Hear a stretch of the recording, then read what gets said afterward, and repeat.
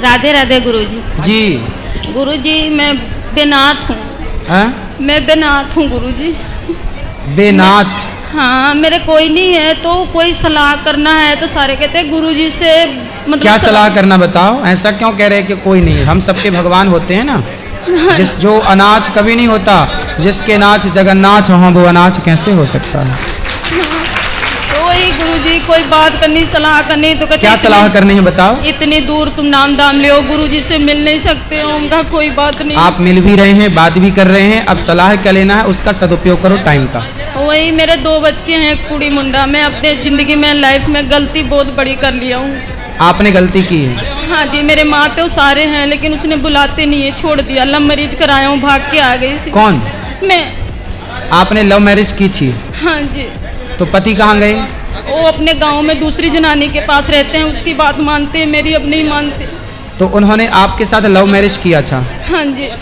अब वो किसी और के साथ लव मैरिज कर रहे हैं? नहीं है, पर उसकी शादी हुई थी। उसकी शादी उससे हुई है? हाँ जी, मेरी नहीं हुई थी। अच्छा, तो उनकी शादी पहले हो चुकी थी, बाद में आप आई हो? हाँ जी। तो आपने क्यों शादीशुदा आदमी से प्यार किया? गुरुजी बस यही गलती है मेरे से। हैं? मेरे से यही गलती हो गई गुरुजी। तो अब आप सबको क्या सलाह देंगी कि सबको प्यार करना चाहिए कि नहीं करना चाहिए? नहीं करना चाहिए, कुछ भी नहीं है प्यार में। माँ बाप हैं तो सब कुछ है। रात दिन नींद नहीं आती है, दवाई चलती है, बीमारे रहती हूँ मैं।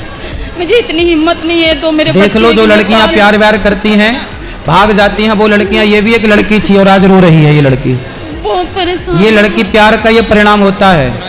इसलिए शादी, तुम्हारे माँ बाप तुम्हारे लिए जितना बेहतर सोच सकते हैं, आप भी अपने लिए इतना बेहतर नहीं सोच सकते जितना बेहतर आपके माँ बाप आपको प्लानिंग करके देते हैं। इसलिए माँ बाप के राह पर चलना, माँ बाप की गाइडलाइन पर चलना सबसे उत्तम डिसीजन है। शादी वादी बड़े निर्णय हैं, और अभी ये निर्णय लेने के लिए तुम बच्चे हो।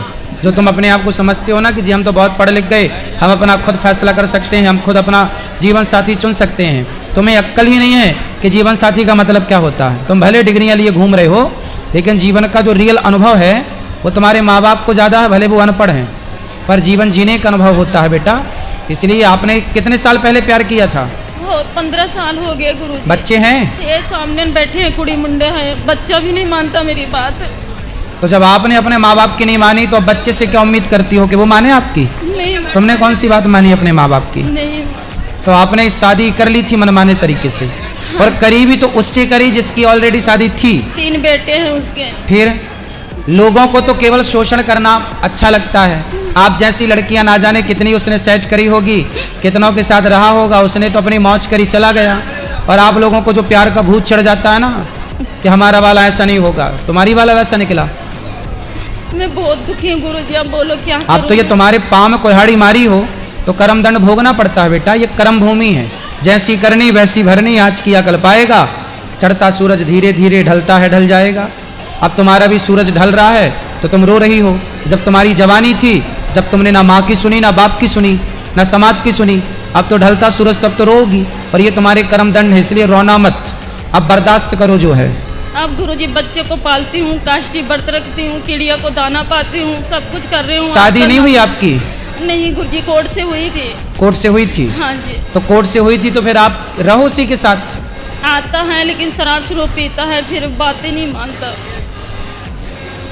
तो फिर उसी से उसको ठीक करो, रहो। पंडित हूँ लेकिन वो बात नहीं मानता मेरी। उस जनानी का मानता है, उसके बच्चे शादी करने वाले हैं उसकी। तो वो पत्नी की बात तो मानेगा, ठीक है, वो अपनी जगह। भाई आदमी अपनी पत्नी की बात मानेगा कि अपनी गर्लफ्रेंड की बात मानेगा? तुम तो उसकी गर्लफ्रेंड हुई ना इस हिसाब से, और वो तो उसकी धर्म पत्नी है। अब तुम्हारा ही माथा खराब था जो तुम्हें प्यार का भूत सवार हो गया। वो तो बोला था मैं उसको छोड़ देना, मैं तेरा साथ दूंगा। नहीं, तो जब उसने बोला कि मैं उसको छोड़ दूंगा तेरे लिए, तो आप स्त्री थी, आपने क्यों नहीं बोला कि नहीं मेरे लिए तो एक स्त्री का बसा बसाया घर क्यों उजाड़ेगा, मैं ही हट जाती हूँ। तो उसका घर बसा। जो दूसरे के घर में आग लगाता है उसके घर में आग लगती है, उसका प्रमाण आप खुद हो। जब उसने बोला कि मैं अपनी वाली को छोड़ दूंगा, तो आपने क्यों नहीं बोला कि नहीं छोड़ भाई, क्यों छोड़ेगा? दिमाग नहीं काम किया, अब दिमाग काम कर। अब आई अक्ल? हाँ जी। सबको बताओ कि अक्ल देर से आती है, और जब आती है तब तक हाथ से सब कुछ निकल चुका होता है।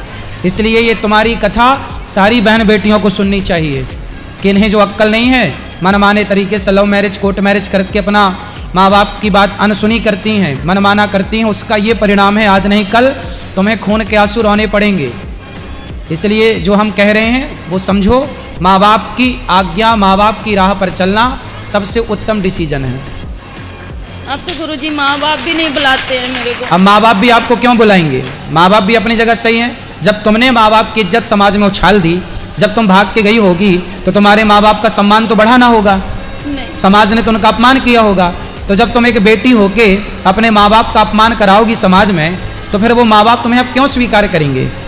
हमारे में पंडित हूँ तो शादी भी नहीं होती है तभी तो अब आप ना भगवान के भरोसे ही रहो, उन्हीं भगवान के चरणों में मन लगाओ और अपने पति को जो है अधकचरा पति, उसे समझाओ कि भाई अब साथ दे, अब जैसी तैसी अब गुजर गई, अब क्या है, अब तो देना ही पड़ेगा। गुरुजी बस खाली आपका सहारा है कि तो 2 बच्चे का बस। भगवान के आश्रित रहो और अपने पति को समझाओ कि भाई अब कर ली है तो हमको निभाओ, अब निभाए वो आपको। तो गुरुजी अब भगवान माफ नहीं करेंगे? मैं अपनी गलती नहीं, मानती हूँ। भगवान तो देखो बड़े दयालु हैं, भगवान तो माफ कर ही देंगे। तुम शरण में रहोगी तो माफ कर देंगे, पर जो कर्म दंड जो कर चुकी हो पाप, वो तो भोगना पड़ेगा ना। अब तो गुरुजी कर्मों का दंड तो स्वयं दशरथ जी को भोगना पड़ा। दशरथ जी ने श्रवण कुमार को मारा, तो जब भगवान के बाप को कर्मों का फल भोगना पड़ा तो हमें तुम्हें नहीं भोगना पड़ेगा।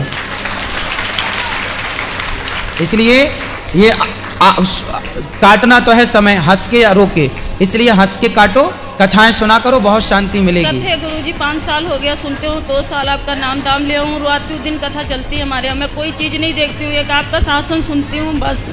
बच्चे को खूब पढ़ाओ लिखाओ, योग्य बनाओ, और बस आप अपना समय अधिक से अधिक भगवान के चरणों में ही लगाओ, और बच्चे को खूब पढ़ा लिखा के योग्य बनाओ, समाज सेवी बनाओ, देश का भक्त बनाओ, राष्ट्र प्रेमी बनाओ।